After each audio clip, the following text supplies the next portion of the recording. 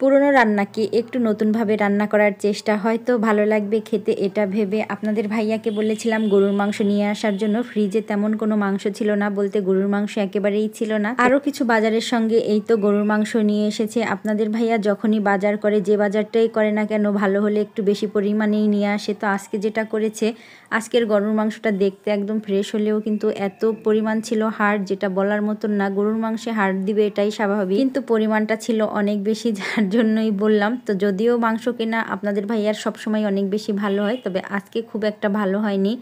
মাংসগুলো এদিকে আমি প্যাকেট করে রাখবো, 4 ভাগ করে রেখেছি। মাংসগুলো একটা ভাগ রান্না করে নিব। বাবাইটার পরীক্ষা, তাই ভাবলাম যে একটু বেশি করেই মাংস রান্না করব। এতে করে দেখা যাবে যে আমাকে আর অন্য যে কোনো একটা রান্না হয়ে যাবে এই মাংসর সঙ্গে। যতটুকু রান্না করব ততটুকু আমি এই পাত্রটার মধ্যে নিয়ে নিয়েছি, আর বাকি 2 প্যাকেট আমি তুলে রাখবো প্যাকেট করে পরবর্তীতে রান্না করার জন্য। সংসারের কাজবাজ করে, রান্নাবান্না করে, এই যে ভিডিও শেয়ার করে একটা বাবাইকে সময় দিতে গেলেও আর একটা বাবাইকে কিন্তু ঠিকঠাক মতন সময় দেওয়া হয়ে ওঠা হয় না।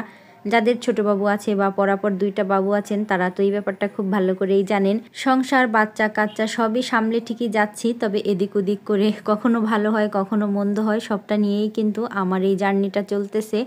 গরুর মাংস রান্না করব পটল দিয়ে, যেটা বলতেছিলাম যে পুরনো রান্নাকে একটু নতুন করে রান্না করব। জানি না খেতে কেমন লাগবে। মাংস তো নিয়ে নিয়েছি যতটা রান্না করব, আর এখন সবজিও কাটা প্রায় শেষের দিকে। এভাবে কে কে খেয়েছেন, কে কে রান্না করেছেন অবশ্যই কিন্তু কমেন্ট করে জানাবেন। এখন পর্যন্ত যে সকল আপুরা আমার ভিডিওটি দেখছেন, ভালো লাগলে প্লিজ একটি লাইক দিতে ভুলবেন না। বরাবরের মতনই রান্না করছি। তেলের মধ্যে কিছুটা পেঁয়াজ ভেজে নিয়েছি, তার মধ্যে আদা রসুন জিরে বাটা দিয়ে দিয়েছি 3 টেবিল চামচ পর্যন্ত। তারপরে লবণ, হলুদ, শুকনা মরিচ পাউডার, এভাবেই মশলা ভালো করে কষিয়ে নিব।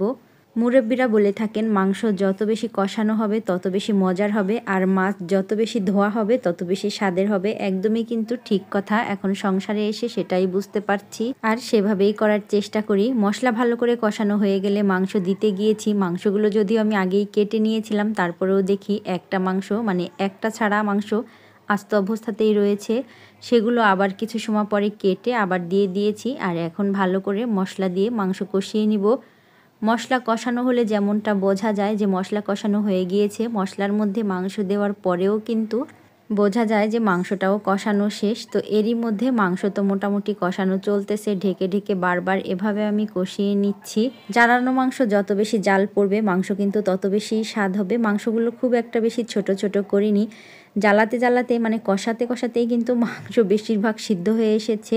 এই সময়ে দিয়ে দিলাম সেই কেটে রাখা পটলগুলো। চাইলে আলুও দিতে পারি, তবে আলু আর দিব না। আজকে দেখি পটল দিয়ে মাংস রান্না করলে কেমন লাগে, তার জন্য শুধুমাত্র পটল দিয়েছি। আপনাদের ভাইয়া যে সবজিগুলো এনেছিল তার মধ্যে পটল ছিল। পটলগুলো এত বেশি ফ্রেশ ছিল আর একদমই বিচি হয়নি। এটা দেখে মূলত ওই পটল দিয়ে রান্না। পটল দিয়ে রান্না অনেকেই পছন্দ করে না, তার কারণ হচ্ছে ওই যে পটলের বিচিগুলো শব্দ করে, এর জন্য মুখের মধ্যে পড়লে দেখা যায় কেমন একটা লাগে।